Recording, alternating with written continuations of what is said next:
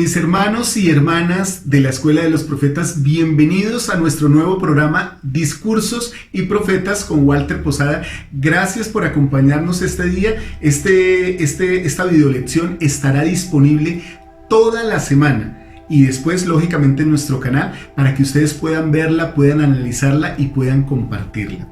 Hoy vamos a tratar en nuestro programa Discursos y Profetas el discurso del presidente Ezra Benson. Cuidados del orgullo. Y esta es la biografía del presidente Ezra Benson. El presidente Ezra Benson nació el 4 de agosto de 1899 en Whitney, Idaho.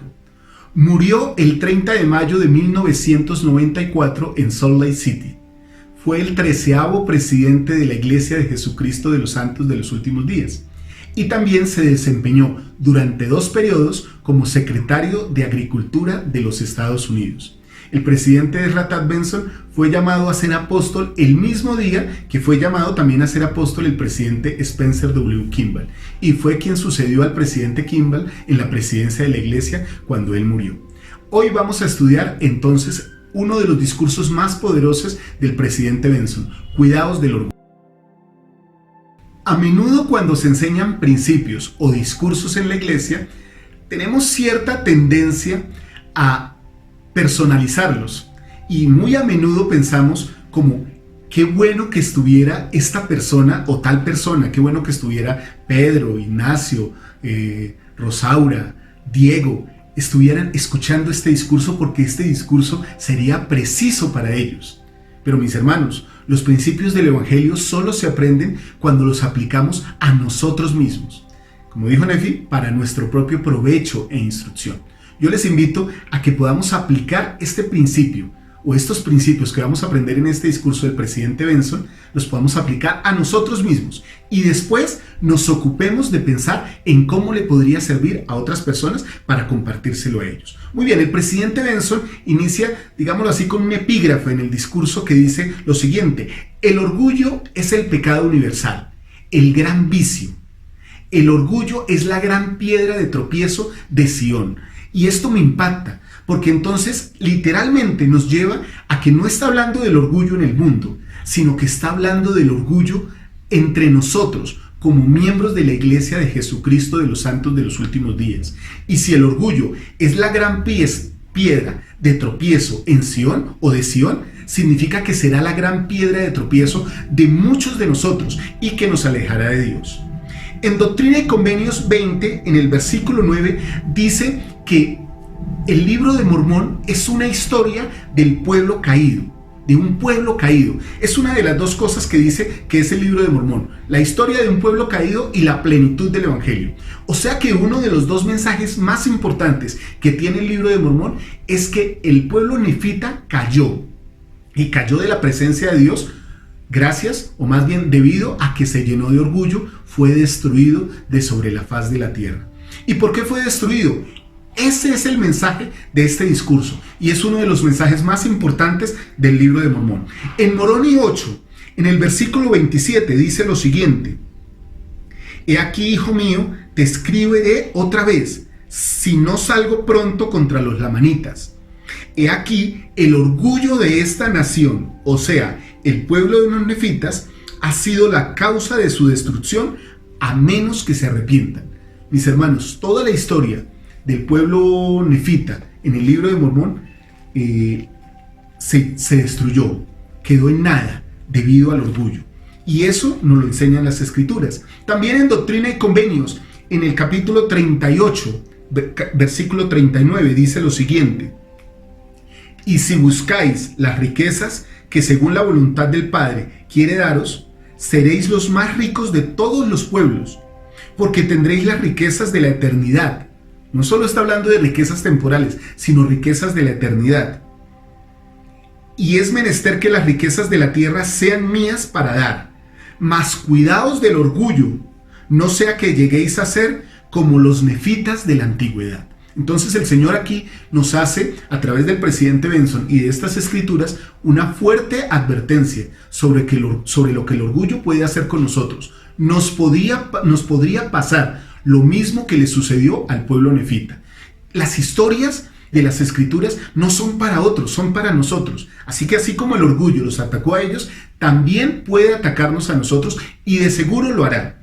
El orgullo tuvo sus inicios desde el Concilio de los Cielos, cuando Satanás quiso apoderarse del poder de Dios, digámoslo así. Quiso tomar el lugar de Dios y arrebatarnos nuestro albedrío. Como las cosas no se dieron como él deseaba, entonces su orgullo lo hizo caer de la posición celeste en la que se encontraba.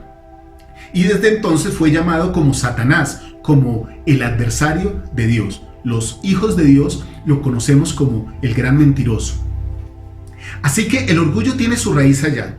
El orgullo muchas veces, dice el presidente Benson, no se entiende y se confunde cuando utilizamos sinónimos pensando que es la raíz del orgullo. Egoísmo, vanidad, jactancia, arrogancia son partes del orgullo, pero no son su núcleo. El núcleo del orgullo es la enemistad. El orgullo es enemistad y tiene dos divisiones, según nos enseña el presidente Ezra Taft Benson. Tiene dos divisiones. Uno, la enemistad con Dios, y dos, la enemistad con nuestros semejantes. La enemistad con Dios se empieza a producir cuando nosotros tenemos aversión a todas las cosas de Dios. Nos empieza a molestar leer las Escrituras, nos da pereza, nos llena de aburrimiento asistir a las reuniones, compartir del Evangelio, asistir los jóvenes a las clases de seminarios o de institutos, los adultos a hacer ministración, a participar de las actividades de los quórumes o de la sociedad de socorro. Todas esas cosas van creando una enemistad de nosotros con Dios. Nos llenamos de odio, de resentimiento y nos empezamos a oponer a todo lo que Dios pone delante de nosotros. Es como literalmente si nosotros colocáramos nuestra voluntad sobre la de Dios. El orgullo, según el presidente Ezra Taft Benson, tiene varias etiquetas y esta enemistad con Dios tiene varias etiquetas. Por lo menos, rebelión, dureza de corazón o dureza de cerviz, facilidad para ofenderse y deseo de recibir señales de Dios. Dios, ¿por qué no me muestra? Dios, ¿por qué no me dice? Dios, ¿por qué sí le muestra a otros y no a mí? ¿Por qué a otros los llaman y a mí no me llaman? Todo ese tipo de cosas generan una enemistad con Dios. Presidente Benson dice lo siguiente en un párrafo a letra perfecta de lo que él manifiesta en su discurso. Los orgullosos quieren que Dios esté de acuerdo con ellos, pero no tienen interés en cambiar de opinión para que la suya esté de acuerdo con la de Dios. ¿Se dan cuenta, hermanos? O sea, es como Dios, o haces lo que yo quiero, o si no, yo no te voy a querer a ti. Yo no voy a estar a tu lado. Casi como si quisiéramos decir, o más bien el orgulloso dice como, tú necesitas de mí. Casi que le dice a Dios, tú necesitas de mí y no yo de ti. O haces lo que yo quiero que hagas, o si no, no me sirve mi relación contigo. El orgulloso llega a ese punto. Todos necesitamos de Dios, pero el orgulloso piensa que no lo necesita. Estas cosas podrías pensar, bueno, a mí no me sucede. Puede ser que no sucedan de golpe en tu vida, pero podrían suceder poco a poco, que te fueras haciendo una enemistad con Dios. Por lo menos, si dejas de orar, si dejas de ayunar, si dejas de leer las Escrituras, si dejas de prestar servicio, si dejas de amar a tu familia o de amar a tus semejantes, empiezas a convertirte en enemigo de Dios, pero no porque Él sea el que se haya alejado de ti, sino porque tú eres el que toma por voluntad y decisión propia alejarte de Él para hacer lo que a ti te plazca, o sea, hacer tu propia voluntad. Ahora, la siguiente parte que dice el presidente Benson es la enemistad con nuestros semejantes. Los orgullosos hacen de todas las personas adversarios. No pueden establecer relaciones. Si ellos no están por encima de la otra persona, la relación no es válida. Siempre quieren tener un lugar de preeminencia, un lugar de autoridad, un lugar de liderazgo, un lugar de protagonismo. Quieren estar de primero en todos. Hace años, quiero compartir esto con mucho respeto, sin mencionar lógicamente a las personas. Hace años escuché a una persona decir en una actividad de la iglesia, decirle a varias personas, quiero que ustedes miren lo que está pasando en esta actividad, les dijo, porque todo lo que está pasando en esta actividad es gracias a mí. Mis hermanos, cuando una persona piensa de esa manera, se está llenando de un orgullo terrible y está afectando sus relaciones con todas las personas. Nosotros no podemos entrar en competencia ni hacer de todas las personas adversarios nuestros. Las personas, de hecho, quieren vivir vidas tranquilas. La mayoría de nosotros queremos prestar servicio y también que se nos dé servicio. Queremos nutrir con la buena palabra a nuestros hermanos y ser nutridos por la buena palabra. Así que el orgulloso no quiere ser nutrido por la buena palabra, no quiere que nadie le enseñe porque no es enseñable. Es más o menos como lo que sucedía en el Nuevo Testamento. Fariseos versus Jesucristo. ¿Qué sucedía? Los fariseos odiaban a Cristo porque sentían que Él amenazaba su posición. De tal manera los orgullosos siempre sienten amenazada su posición y por eso están en una competencia con todas las personas. Qué sabio fue el presidente Benson cuando nos enseñó esto. No nos llenemos de orgullo ni hagamos de las personas adversarios, sino al contrario, hagamos amigos de las personas como Cristo dijo, vosotros sois mis amigos. Nosotros también podemos hacer nuestras amistades en nuestra familia, en la iglesia y en toda nuestra comunidad.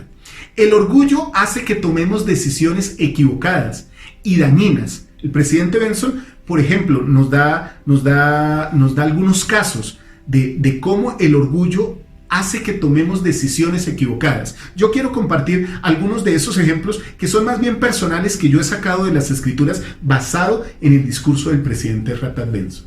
Por lo menos, Saúl y David. Saúl vio que David se convirtió en su oponente y quiso matarlo. ¿Qué decisión mala tomó Saúl? Al llenarse de orgullo, empezó a perseguir a David y quiso matarlo.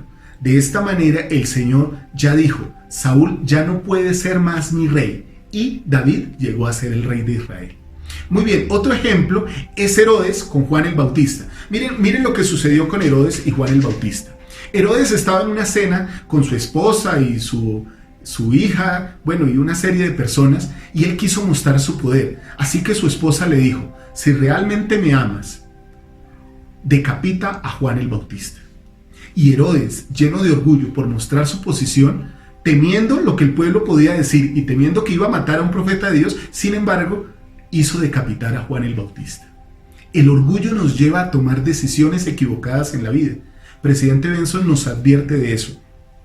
El orgulloso no acepta consejos, no acepta enseñanzas, no es moldeable, no es manso, no se deja guiar. Cualquier cosa que se le diga, él piensa que ya la sabe. Y cualquier consejo que se le da, él piensa que puede tomar una acción mucho mejor. El orgulloso no acepta palabras, ni maternales ni paternales. No acepta el amor filial, no acepta el amor social, porque piensa que está por encima de todas las personas. Recordemos lo siguiente que dice el presidente Benson. El pecado se manifiesta en los motivos que tenemos para hacer lo que hacemos. Ahí se manifiesta el pecado. ¿Qué motivo tengo yo para prestar servicio? ¿Qué motivo tengo yo para dar una lección? ¿Qué motivo tengo yo para enseñar a una persona? ¿Qué motivo tengo yo para expresarle caridad a alguien? Si los motivos son servirle o servir como Cristo lo hizo, ese motivo está bien. Pero si el motivo es que se reconozca mi servicio, es que se reconozcan mis habilidades, mi potencial, ya hay pecado en lo que yo hago. Es posible, entonces, mis hermanos, que haya dos tipos de servicio o dos tipos de actitudes que yo esté tomando, pero que pueden, en esencia, parecer buenas. Yo estoy haciendo algo bueno por los motivos adecuados, por servirle a Cristo y por ser más como Cristo. Yo estoy haciendo lo bueno para resaltar mi poder, para resaltar mi persona. Ambas cosas son buenas, pero esta es aceptable y esta no es aceptable para Dios porque está llena de orgullo. Dos preguntas que hace el presidente Benson. Bueno, voy a hacer una primero. ¿No sería mejor que nuestros motivos fueran agradar a Dios en lugar de tratar de colocarnos por encima de nuestros hermanos y tratar de superarlos? Esta es una pregunta poderosa que hace el presidente Benson. Si mis motivos son agradar a Dios, estoy bien prestando mi servicio. Si los motivos son agradar, o más bien superar a las personas, estoy mal. He oído a algunas personas decir como, mi clase fue mucho mejor que la del hermano tal. ¿Cómo estuvo mi discurso? Mi discurso estuvo mucho mejor que el del hermano tal. Esas cosas no están bien, porque ya los motivos no son adecuados y están llenas de orgullo. El orgullo tiene unas consecuencias. ¿Cuáles son esas consecuencias? Presidente Benson las enumera en su discurso. Primera consecuencia, se apodera de nuestro corazón. Nos vuelve adoloridos, guerreros, combativos, adversarios de todas las personas, como ya lo hablamos. Segunda consecuencia, somete nuestro albedrío a los juicios de otros. ¿Por qué? Porque el orgulloso, como vive pendiente o tiene un ánimo siempre de competir, está pendiente qué le dicen para él mejorar, no qué dice Dios, sino qué dicen los demás de él. Entonces somete su albedrío a los juicios de los demás, porque el orgulloso empieza a ser débil de carácter. ¿Cómo estoy vestido?, pregunta el orgulloso. Y si alguien le dice, no, o sea, yo pienso que te ves terrible, entonces el orgulloso sale, ojo, no vamos a confundir esto con que es humilde, sino que sale a cambiar su apariencia, no pensando en cómo debe sentirse y verse él, sino en cómo lo está viendo el otro. Tengamos en cuenta eso. El orgulloso también tiene la tercera consecuencia, el orgullo. Perdemos revelación y comunicación espiritual. Cuando tenemos enemistad con Dios, pues no sabemos lo que Dios piensa. Recuerdan, hermanos, que hay una escritura que dice, porque vuestros pensamientos no son mis pensamientos. El Señor, nuestro Salvador, se está refiriendo exactamente ahí a las personas orgullosas. Las personas orgullosas no pueden pensar como Dios piensa porque no se sujetan a su voluntad. No piensan qué es lo que Dios quiere, qué es lo que Dios piensa, qué es lo que Dios quiere que yo haga, sino que siempre están pensando es en su propia voluntad. Por eso la revelación inmediatamente se corta y la comunicación espiritual no existe. Hace unos años, creo que ya compartí con esto, hace un tiempo, compartí con mi hija algo cuando ella iba a preparar un discurso. Ella me dijo, ¿de qué debo hablar? Y yo le contesté de la siguiente manera, le dije, lo que te debe preocupar no es de qué debes hablar, sino de qué quiere el Señor que tú hables. Cuando nosotros ponemos nuestra voluntad delante de Dios, tenemos revelación y comunicación espiritual con Él. Muy bien, cuarta consecuencia, nos soltamos de la barra de hierro. Cuando estamos llenos de orgullo, nos soltamos de la barra de hierro. ¿Recuerdan el sueño de Leí? Bueno, ¿qué sucedía? El edificio grande y espacioso lleno de personas burlándose. El orgullo hace que temamos la burla o la crítica de los demás y terminamos soltándonos de la barra de hierro, que es la palabra de Dios que nos lleva directamente a su presencia. Este principio que enseñó el presidente R. Tad Benson me encanta. Nosotros no podemos soltarnos de la barra de hierro, de las escrituras, del libro de Mormón, del sacerdocio. Una ofensa, una ira, una palabra maldicha, un comentario, una reprimenda, tal vez no justificada de algún líder y por eso nos alejamos de la iglesia. Nos separamos de la barra de hierro. Quinta consecuencia que nos enseña el presidente Benson acerca del orgullo. El orgullo lleva a la apostasía, que estábamos hablando hace un momento. A hablar mal y a combatir contra los santos de Sion. El orgullo lleva a la inactividad y el orgullo lleva a todo tipo de pecado.